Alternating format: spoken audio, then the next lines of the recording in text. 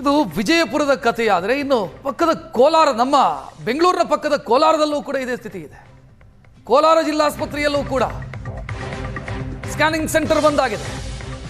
SNR ಜಿಲ್ಲಾಸ್ಪತ್ರೆಯಲ್ಲಿ ಅಲ್ಲೂ ರೋಗಿಗಳು ಪರದಾಡ್ತಾ ಇದ್ದಾರೆ. ಸಹಕರಿಸಿ ಅಂತ ಬೋರ್ಡ್ ಹಾಕಿ ಸುಮ್ಮನಾಗಿದ್ದಾರೆ. ಸರ್ಕಾರಕ್ಕೆ ಗೊತ್ತಿದ್ದು ಸುಮ್ಮನೆ ಕೂತಿದೆ. ಅಧಿಕಾರಿಗಳೇನು ಸತ್ತು ಹೋಗಿದಾರ? ಗೊತ್ತಿದೆ ತಾನೇ ಪ್ರಾಬ್ಲಮ್ ಆಗ್ತಿದೆ ಅಂತ. ಅವರೇನು ಮಂಗಳ ಗ್ರಹಕ್ಕೆ ಟೂರ್ ಹೋಗಿದಾರ ಅಧಿಕಾರಿಗಳು?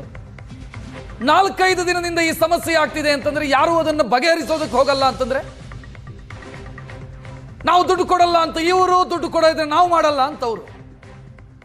ನೀವು ಬಡಪಾಯಿ ಬಡ ರೋಗಿಗಳನ್ನ ಬೀದಿಗೆ ಬಿಡ್ತಾ ಇದ್ದೀರಿ. ಅವರ ಶಾಪ ತಟ್ಟತ್ತೆ ಈ ಸರ್ಕಾರಕ್ಕೆ.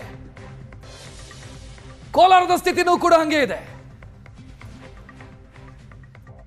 ಸರ್ಕಾರದ ವಿರುದ್ಧ ಈಗ ವಿರೋಧ ಪಕ್ಷಗಳಿಗೆ ಮತ್ತೊಂದು ಅಸ್ತ್ರ ಸಿಕ್ಕಂತಾಗಿದೆ. ಅಂದರೆ ವಿರೋಧ ಪಕ್ಷಗಳು ಏನು ಕಾಂಗ್ರೆಸ್ ಸರ್ಕಾರ ಬಂದ ಮೇಲೆ ದಿವಾಳಿ ಆಗಿದೆ ರಾಜ್ಯ ಸರ್ಕಾರ ಅಂತ ಹೇಳ್ತಾ ಇತ್ತು, ಅದಕ್ಕೆ ಪೂರಕವಾಗಿ ಈಗ ಮತ್ತೊಂದು ಅದೇ ರೀತಿಯಾದಂಥ ಒಂದು ಘಟನೆ ನಡೆದಿರ್ತಕ್ಕಂಥದ್ದು. ನಾನೀಗ ಕೋಲಾರ ಜಿಲ್ಲಾಸ್ಪತ್ರೆಯ SNR ಏನಿದೆ ಆ ಒಂದು ವಿಭಾಗದಲ್ಲಿ ಈಗ ಫ್ರೀಯಾಗಿ, ಅಂದರೆ ಇಷ್ಟು ದಿನಗಳ ಕಾಲ BPL ಕಾರ್ಡ್ ಮತ್ತು ಅಂತ್ಯೋದಯ ಕಾರ್ಡ್ಗಳಿದ್ದರೆ ಅವರಿಗೆ ಉಚಿತವಾಗಿ CT ಸ್ಕ್ಯಾನ್ ಮತ್ತು MRI ಸ್ಕ್ಯಾನ್ ಕಳೆದ 2017ನೇ ಇಸ್ವಿಯಿಂದಲೂ ಸಹ ಮಾಡ್ಕೊಂಡು ಬರಲಾಗ್ತಾ ಇತ್ತು. ಆದರೆ ರಾಜ್ಯ ಸರ್ಕಾರದಿಂದ 2-3 ವರ್ಷಗಳಿಂದ ಸುಮಾರು 140 ಕೋಟಿ ರೂಪಾಯಿ ಅಷ್ಟು ಅವರಿಗೆ ಹಣವನ್ನು ಕೊಟ್ಟಿಲ್ಲ ಅನ್ನುವಂತಹ ಒಂದು ನಿಟ್ಟಿನಲ್ಲಿ ಈಗ 17ನೇ ತಾರೀಕು ರಾತ್ರಿವರೆಗೂ ಕೆಲಸ ಮಾಡಿದ್ದಾರೆ. ನಿನ್ನೆಯಿಂದಲೂ ಸಹ ಇಲ್ಲಿ CT ಸ್ಕ್ಯಾನ್ ಮತ್ತು MRI ಸ್ಕ್ಯಾನ್ ನಡೀತಕ್ಕಂತಹ ಕಾರ್ಯ ಸಹ ಸಂಪೂರ್ಣವಾಗಿ ಬಂದ್ ಆಗಿದೆ. ನೀವು ಗಮನಿಸ್ತಾ ಇದ್ದೀರಾ, ಜನರು ಸಹ ಯಾರೂ ಕೂಡ ಅಷ್ಟಾಗಿ ಬರ್ತಾ ಇಲ್ಲ. ಕೇವಲ ಪ್ರೈವೇಟ್ ಕೇಸ್ಗಳನ್ನು ಮಾತ್ರ ತೆಗೆದುಕೊಂಡು ಕಾರ್ಯನಿರ್ವಹಿಸ್ತಾ ಇರ್ತಕ್ಕಂಥದ್ದು. ಹೀಗಾಗಿ ಇಷ್ಟು ದಿನಗಳ ಕಾಲ ಈ ಟೈಮಲ್ಲಿ ಈಗ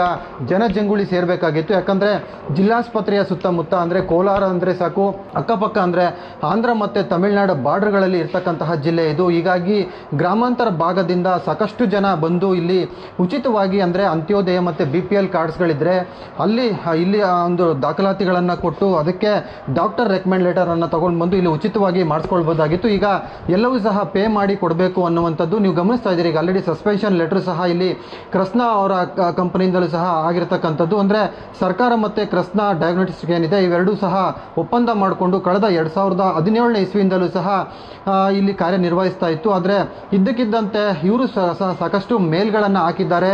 ಆದರೆ ರಾಜ್ಯ ಸರ್ಕಾರದಿಂದ ಸುಮಾರು 140 ಕೋಟಿ, ಅಂದರೆ ರಾಜ್ಯಾದ್ಯಂತ 10ಕ್ಕೂ ಹೆಚ್ಚು ಕಡೆಗಳಲ್ಲಿ ಕೃಷ್ಣಾ ಕಂಪನಿ ಕಾರ್ಯನಿರ್ವಹಿಸ್ತಾ ಇರತಕ್ಕಂಥದ್ದು. ಎಲ್ಲೂ ಸಹ ಹಣ ಬಿಡುಗಡೆ ಆಗದೇ ಇರುವಂತಹ ನಿಟ್ಟಿನಲ್ಲಿ ಈ ರೀತಿಯಾಗಿ ಒಂದು ಕ್ರಮವನ್ನು ತೆಗೆದುಕೊಂಡಾಗಿದೆ. ಕೇವಲ ಇಲ್ಲಿ ಪ್ರೈವೇಟ್ ಯಾರ್ಯಾರು ಬರ್ತಾರೋ, ಅಂದರೆ ಹಣ ಕೊಟ್ಟು ಇಲ್ಲಿ ಒಂದು ಸ್ಕ್ಯಾನಿಂಗ್ ಮಾಡಿಸ್ಕೊಳ್ಳುವಂತಹ ವ್ಯವಸ್ಥೆ ಸಹ ಇಲ್ಲಿ ನಿರ್ಮಾಣವಾಗಿದೆ. ಹೀಗಾಗಿ ಇಲ್ಲಿ ಬರ್ತಕ್ಕಂತಹ ಪೇಷಂಟ್ಸ್ಗಳ ಸಂಖ್ಯೆಯು ಸಹ ಕಡಿಮೆ ಆಗಿದೆ.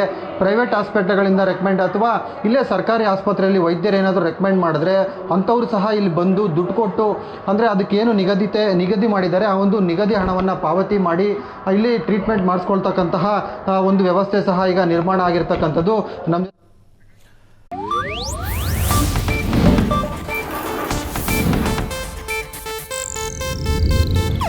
ಇದು ಏಷ್ಯಾನೆಟ್ ನ್ಯೂಸ್ ನೆಟ್ವರ್ಕ್ ಪ್ರಸ್ತುತಿ.